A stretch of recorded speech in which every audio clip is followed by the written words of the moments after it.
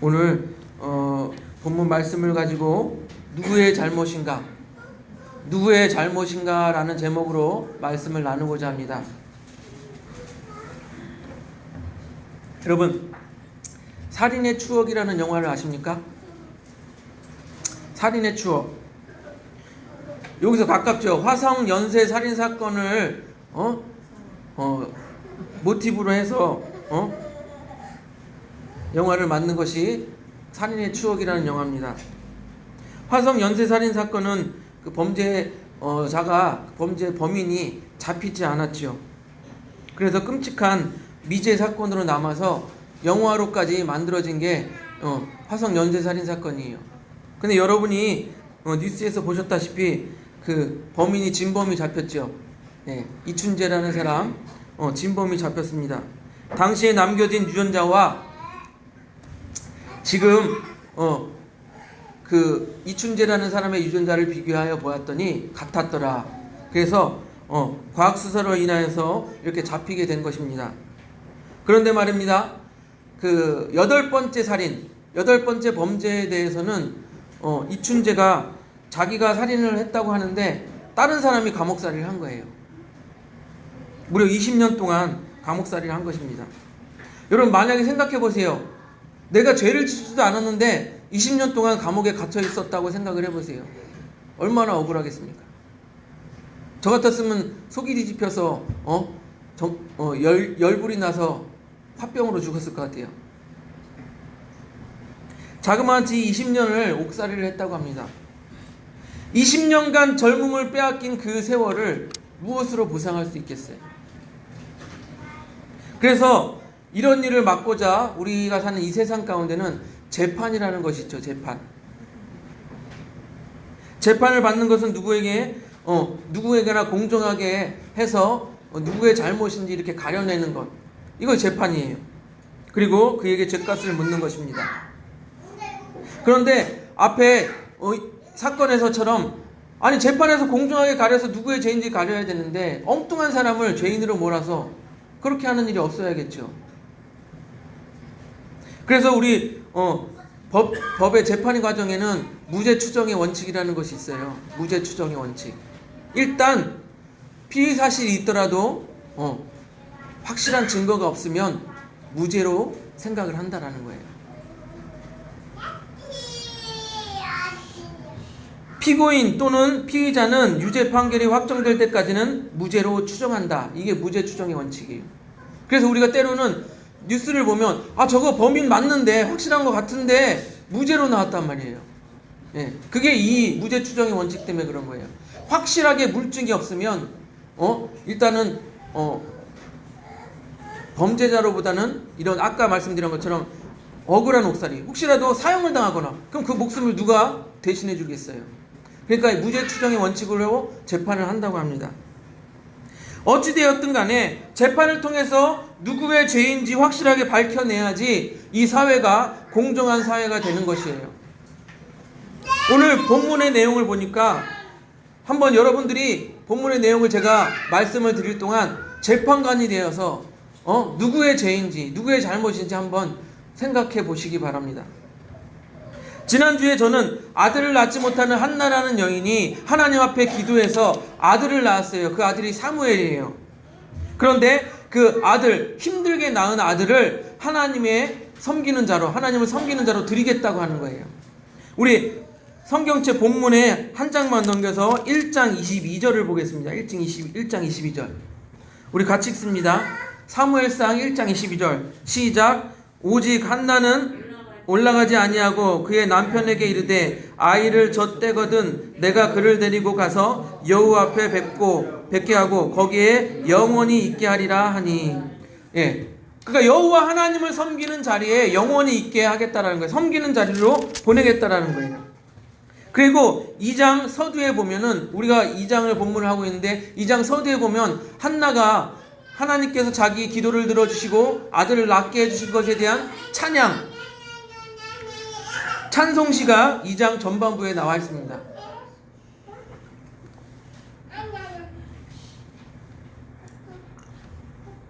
그래서 하나님께서는 한나에게 더 큰 축복으로 허락하시죠. 우리 2장 21절을 보세요. 우리 같이 읽었던 2장 21절. 21절 같이 읽습니다. 시작. 여호와께서 한나를 돌보시사 그로 하여금 임신하여 세 아들과 두 딸을 낳게 하셨고 아이 사무엘은 여호와 앞에서 자라니라. 예, 아니 하나 힘들게 낳은 아들 사무엘을 하나님 앞에 드렸더니 어떻게 해요? 세 아들과 두 딸을 더 낳게 하셨대요. 하나님의 더 큰 복으로 자녀의 복을 허락하신 것이죠. 이렇게 한나의 문제만 보면 참 아름다운 모습인데, 문제는 이 사무엘이 올라간 그 엘리 제사장과 제사장의 아들들이 문제예요. 먼저 제기된 문제는 이 엘리 제사장의 아들들의 문제입니다. 우리 2장 12절을 보세요. 2장 12절 같이 읽습니다. 시작. 엘리의 아들들은 행실이 나빠 여호와를 알지 못하더라. 행실이 나빴대요. 당시에는요, 제사장이 그 아들들에게 그 제사장직을 이어가게 하는, 물려주게 되는 것이 일반적인 내용이었어요. 그 직무를 이어받았습니다. 그래서 13절과 14절을 보니까 엘리의 제사장의 아들들이 하나님의 제물에 손을 대는 장면이 나와요. 제물로 드린 고기를 일부를 물론 제사장이 그것을 취하는 것은 권리가 있습니다. 몫으로 요구할 권리가 있습니다. 하지만 이 아들들은 그 권리를 남용해서 하나님께 드리기도 전에 자기네들이 막 취하는 거예요. 그래서 사무엘상 2장 17절은 그들의 죄를 이렇게 기록합니다. 우리 17절 봅니다. 17절 같이 읽습니다. 시작. 이 소년들의 죄가 여호와 앞에 심히 크면 그들이 여호와의 제사를 멸시함이었더라. 예. 하나님께 드려질 제사인데 이들이 그 제물을 막 취함으로써 하나님의 제사를 멸시하는 행동을 한 거예요. 근데 이 아들들의 죄는 여기에서 그치지 않습니다. 우리 22절을 보세요. 22절을 보세요. 같이 읽습니다. 시작. 엘리가 매우 늙었더니 그의 아들들이 온 이스라엘에게 행한 모든 일과 회막문에서 수종드는 여인들과 동침하였음을 듣고, 이쯤 되면 막장 아닙니까? 막장. 예. 절에서 스님이 여신도들과 부적절한 관계를 맺었다라는 거예요. 신부님이 수녀님과 부적절한 관계를 맺었다라는 거예요. 목사님이 여자 성도들과 스캔들을 일으켰다라는 거예요. 이렇게 죄악의 길을 가고 있었어요, 아들들이. 그리고 그 아버지 엘리 제사장을 한번 봅시다. 엘리 제사장의 죄는 앞에서 말씀드린 것처럼 아들들이 하도 그렇게 막장으로 죄에 치닫고 있으니까 엘리 제사장이 아들들을 꾸짖습니다.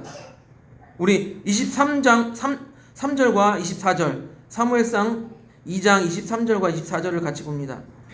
23절 24절 시작. 그들에게 이르되 너희가 어찌하여 이런 일을 하느냐. 내가 너희에게 악행을 이 모든 백성에게서 듣노라. 내 아들들아 그리하지 말라. 내게 들리는 소문이 좋지 아니하니라. 너희가 여호와의 백성으로 범죄하게 하는도다.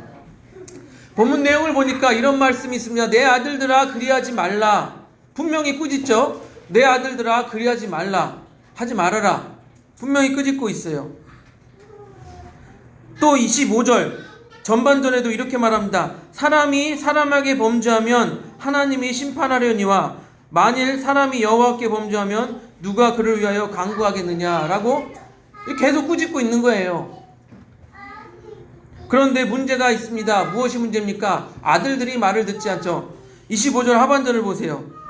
그들이, 우리 같이 읽습니다. 그들이, 시작. 그들이 자기 아버지의 말을 듣지 아니하였으니 이는 여호와께서 그들을 죽이기로 뜻하셨음이더라. 보세요. 엘리 제사장은 아들들에게 그리하지 말라. 하나님께서 너에게 벌을 내릴 것이다. 분명히 꾸짖고 있어요. 그런데 아들들이 뭐래요? 아버지의 말을 듣지 않았다. 아들들이 아버지의 말을 듣지 않았다. 분명히 아버지는 아들들에게 너희들이 죄가 있다, 죄를 짓지 마라, 그리하지 마라 라고 경고하고 있지만 아들들이 말을 듣지 않은 거예요. 그래서 생각해 보세요. 이 엘리 제사장이 나중에 죽고 엘리 제사장의 아들들이 먼저 전쟁에 나가서 죽어요. 그 하나님 뭐라고 저주를 하냐면 너희네 집안에 노인이 없을 것이고 젊은이들은 나자마자 어려서 죽게 될 것이다 라고 저주하고 있어요. 이 엘리 제사장의 집안이 이렇게 멸망하게 된 것, 엘리 제사장의 집안이 멸망하게 된 원인을 누구의 잘못입니까? 아버지 엘리 제사장의 잘못일까요? 아들들의 잘못일까요? 아버지는 분명 오늘 말씀을 우리 같이 읽었죠? 읽어보니까 아버지는 분명 아들들에게 그리하지 말라라고 경고하고 있어요. 그런데 아들들이 말을 듣지 않았으니까 이것은 전적으로 아들들의 잘못이다, 이렇게 생각할 수도 있습니다. 그래서 자식 교육이 쉽지가 않은 거예요. 여러분 다 자식을 키워봤지만 자식이 제 마음대로 키워집니까? 안 되죠. 사무엘상 2장 26절을 보니까 보세요. 사무엘상 2장 26절 우리 같이 봅니다. 2장 26절 시작. 아이 사무엘이 점점 자라매 여호와와 사람들에게 은총을 더욱 받았더라. 보세요. 엘리 제사장과 엘리 제사장의 아들들, 그의 집안은 이렇게 지는 애예요. 그런데 오늘 말씀 읽어보니까 사무엘은 점점 자라매 여호와 사람들에게 은총을 더욱 받더라. 엘리 제사장의 집안은 지는 애가 되고 사무엘은 이제 점점 떠오르는 사람이 되는 거예요. 여러분 생각해보세요. 그러면 사무엘은 이제 하나님께서 사랑을 받고 사람들이 사랑을 떠오르는 사람이니까 사무엘은 자식 교육을 잘 시켰을까요? 우리 조금만 넘겨서 사무엘상 8장 1절 3절을 보세요. 사무엘상 8장 1절에서 3절 1절에서 3절 우리 같이 봅니다. 시작. 사무엘이 늙음에 그의 아들들을 이스라엘의 사사로 삼으니 똑같이 또 자녀들을 물려줬죠. 장자의 이름은 요엘이요 차자의 이름은 아비아라. 그들이 브엘세바에서 사사가 되니라. 같이 읽습니다. 그의 아들들이 자기 아버지의 행위를 따르지 아니하고 이익을 따라 뇌물을 받고 판결을 굽게 하였더라. 사무엘은 그러면 자식 교육을 잘 시켰냐? 사무엘도 자식 교육에 실패했어요. 아들들이 어떻게 해요? 뇌물을 받고 재판을 공정하게 하지 않았다라고 말하고 있습니다. 사무엘의 아들들도 죄악에 물들은 거예요. 여러분 이스라엘의 성군이라고 말하는 다윗도 그들의 자식 교육을 실패했어요. 그래서 아들들이 쿠데타를 일으키고 아버지를 죽이려고 하고 아들들끼리 서로 죽여서 싸움이 일어나고 또 자기 아들 중에 한 명은 이복누이지만 누이 여동생을 강간하고 자식 교육이 잘 안 된 거예요. 여러분 자식 교육이 쉽지가 않아요. 그렇다고 엘리 제사장의 아들들이 아버지의 말을 듣지 않았다고 그러면 전적으로 아들들에게만 잘못이 있느냐? 또 그건 아니에요. 오늘 본문을 쭉 읽어보니까 아버지 엘리 제사장에도 잘못이 있어요.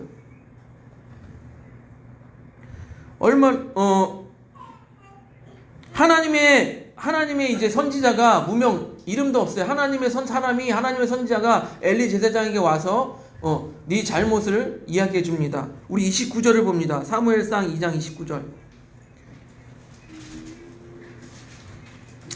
2장 29절 같이 읽습니다. 2장 29절 시작. 너희는 어찌하여 내가 내 처소에서 명령한 내 재물과 예물을 밟으며 내 아들들을 나보다 더욱 중히 여겨 내 백성을 이스라엘을 드린 가장 좋은 것으로 너희를 살찌게 하느냐. 아멘. 여기 보면 이렇게 말하고 있습니다. 내 아들들을 나보다 더 중히 여겨. 내 아들들을 하나님보다 더 중히 여겨 라고 말하고 있는 거예요. 여기에 주목해 보시기 바랍니다. 여러분 한국병이 있어요. 세계에 잘 없다고 하는 한국병이 무엇입니까? 자녀가 상전이 되고 자녀가 우상이 되는 거예요. 우리 그리스도인들에게 하나님보다 더 중요하게 여기는 것이 있으면 다 우상이라고 하는데 우리 그리스도인들 중에서도 자녀가 우상이 되는 경우가 너무 많아요. 앞에서 말씀드린 것처럼 자녀 교육이 쉽지 않은 것 알지만 자녀가 상전이 되어서는 안 되죠. 자녀가 우상이 되어서는 안 되죠. 바로 엘리 제사장의 잘못은 하나님보다 자녀들을 더욱 중히 여긴 것이 엘리 제사장의 잘못이라고 말하고 있는 거예요. 그래서 이 말씀으로 비롯해서 우리가 유추해 보면 앞에서 말씀드린 23절, 24절에 엘리 제사장이 분명히 아들들을 꾸짖었지만 그 꾸짖음이 너무 약하였다. 아들들을 제대로 가르치지 못했다라고 보는 것이 주석가들, 일반적인 성경을 해석하는 주석가들의 해석이에요. 즉 엘리 제사장이 아들들 교육에 엄하지 않았다라고 주석하는 것입니다. 우리 다시 한번 재판관에 대해서 한번 생각해 보시기 바랍니다. 엘리 제사장의 집안이 멸망하게 된 것이 아버지 엘리 제사장의 잘못입니까? 아들들의 잘못입니까? 이렇게 말씀드리니까 참 어려워졌죠. 네. 누구의 잘못입니까? 제가 생각하기엔 둘 다 잘못이 있습니다. 아버지도 하나님보다 아들들을 귀하게 여긴 잘못이 있고 아들들은 하나님의 제사를 귀히 여기지 아니하고 마음대로 아버지 말도 안 듣고 그런 죄를 범하였죠. 그런데 우리가 이 일련의 과정들을 보면서 우리가 발견해야 될 것이 있어요. 무엇이냐면 사무엘상 2장 12절을 다시 한번 볼게요. 2장 12절 같이 읽습니다. 시작. 엘리의 아들들은 행실이 나빠 여호와를 알지 못하였더라. 앞에서 행실이 나쁜 것은 말씀을 드렸어요. 그런데 아들들이 어떻게 해요? 여호와를 알지 못하였다라고 말하고 있어요. 즉 하나님을 알지 못하였다라고 말하고 있는 거예요. 여러분 제사장의 아들들이에요. 그럼 하나님에 대해서 몰랐을까요? 못 들었을까요? 들었겠죠. 또 제사장의 아들로서 제사장의 아들로서 제사장직을 물려받았어요. 제사장직을 해야 돼요. 그런 하나님에 대해서 몰랐을까요? 알았겠죠. 그런데 그 아는 것이 무엇이냐면 지식으로만 아는 거예요. 하나님을 인격적으로 만나지 못하고 지식으로만 안 거예요. 우리가 하나님을 안다라는 것은 지식으로만 아는 것뿐만 아니라 하나님을 만나서 하나님과 인격적인 관계를 맺고 우리가 사람을 만나서 대화를 나누고 인격적인 교제를 나누듯이 하나님과 소통이 있어야 돼요. 그런데 이들은 하나님을 알지 못하였던 것이에요. 우리가 문재인 대통령을 TV에서 보았다고 안다고 해서 다 아는 게 아니죠. 그의 속마음을 모르죠. 이와 마찬가지입니다. 엘리 제사장 역시 하나님의 음성을 듣지 못하였습니다. 아들들도 하나님을 몰랐고 아버지인 제사장도 하나님의 음성을 듣지 못하였습니다. 그래서 오늘 본문 2장 27절에 기록된 대로 오죽하면 하나님의 선지자, 무명의 제사장인데도 불구하고 무명의 선지자가 와서 대신 하나님의 말씀을 전해주는 거예요. 또 뒤에 나오지만 3장을 보면 엘리 제사장은 하나님의 음성을 듣지 못해요. 반면에 사무엘은 하나님의 음성을 들어요. 그러니까 제사장임에도 불구하고 하나님과의 관계를 갖지 못했다는 거예요. 즉 하나님을 지식으로만 알았지 엘리 제사장도 하나님의 음성을 듣지 못한 지가 너무 오래된 것이에요. 즉 하나님과의 관계를 유지하지 못하였다라는 것입니다. 반면에 사무엘도 역시 자식 교육에 실패했지만 사무엘은 그들과는 좀 달랐어요. 하나님과의 관계를 유지하고 하나님의 음성을 듣는 그 과정들이 계속 유지가 된 거예요. 사무엘이 아들들의 잘못을 하는 것을 보고 이스라엘의 장로들이 찾아와서 사무엘에게 말합니다. 당신의 아들들이 잘못하고 당신도 이제 늙었으니까 우리에게 왕을 세워주십시오. 그랬더니 사무엘이 뭐라고 합니까? 하나님께 기도합니다. 우리 다시 넘어가서 8장 6절을 보세요. 사무엘상 8장 6절 장로들이 찾아와 우리에게 아들들이 그렇게 잘못하니까 우리에게 차라리 왕을 만들어 주세요 라고 요구합니다. 그랬더니 8장 6절 같이 읽습니다. 시작. 우리에게 왕을 주어 우리를 다스리게 하라 했을 때에 사무엘이 그것을 기뻐하지 아니하여 여호와께 기도하매. 사무엘은 어떻게 했다고요? 하나님께 기도했어요. 근데 그것으로 끝나는 것이 아니라 7절을 보니까 하나님이 응답하세요. 우리 같이 읽습니다. 시작. 여호와께서 사무엘에게 이르시되 백성이 내게 한 말을 다 들으라. 이는 그들이 너를 버림이 아니요 나를 버려 자기들의 왕이 되지 못하게 함이니라. 즉 사무엘은 똑같이 자녀 교육에 실패했음에도 불구하고 어떤 거를 유지했다고요? 하나님과의 관계를 유지했어요. 하나님께 나아가 기도할 줄 알았고 하나님의 음성을 들을 줄 알았던 것이 사무엘이에요. 그러니까 성경에서는 엘리 제사장의 집안은 망하는 것을 이야기하고 있어도 사무엘의 집안이 망했다라고는 기록하지 않습니다. 우리가 지금까지 재판관이 되어서 엘리 제사장의 집안이 망하게 된 것이 그 엘리 제사장 본인의 문제입니까? 아니 아들들의 문제입니까? 라고 판단해 보았어요. 누구의 잘못입니까? 라고 판단해 보았어요.